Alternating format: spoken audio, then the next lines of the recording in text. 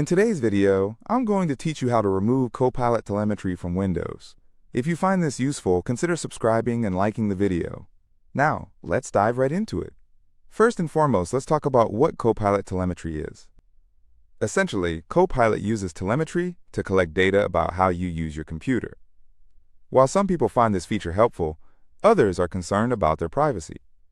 If you fall into the latter category and would prefer not to have this data collected, you're in the right place. To begin, the first step you'll want to take is to access your system settings. You can do this by clicking on the Start menu, which is usually found at the bottom left corner of your screen. Just click on the Windows icon, and once that opens up, navigate to the gear icon on the left side.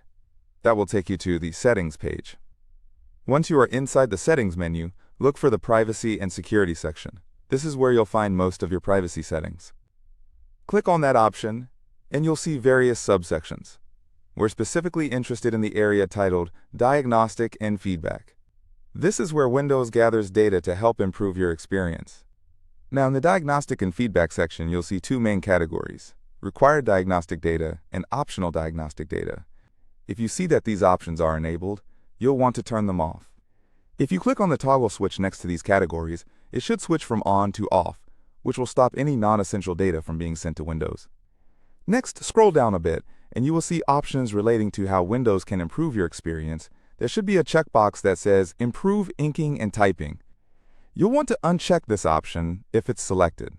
This option allows Microsoft to collect data about how you use the keyboard and handwriting features.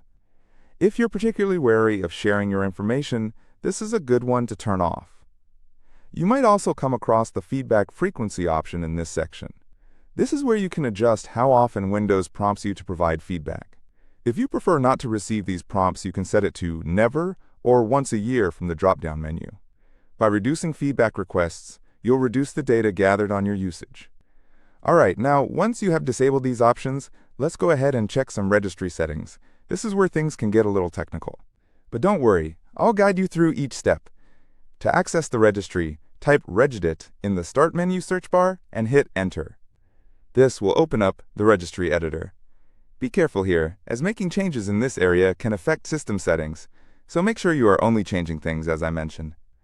In the registry editor window, navigate to the following path: HKE_local_machine software policies Microsoft Windows. To do this, you can click through the folders on the left side. You are looking for the Windows folder.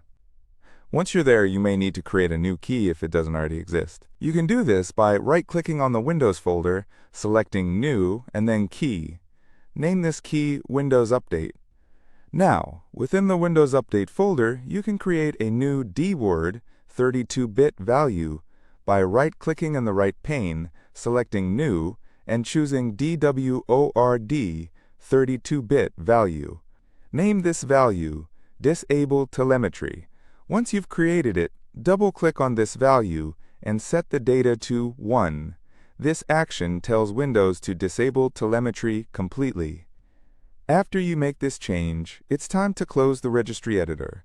You've made some important changes, and you'll want to make sure everything is saved.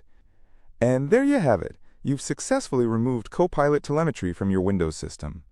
Remember that while it's good to maintain your privacy, some features may not work as effectively without this data collection. So keep that in mind as you continue your computing experience.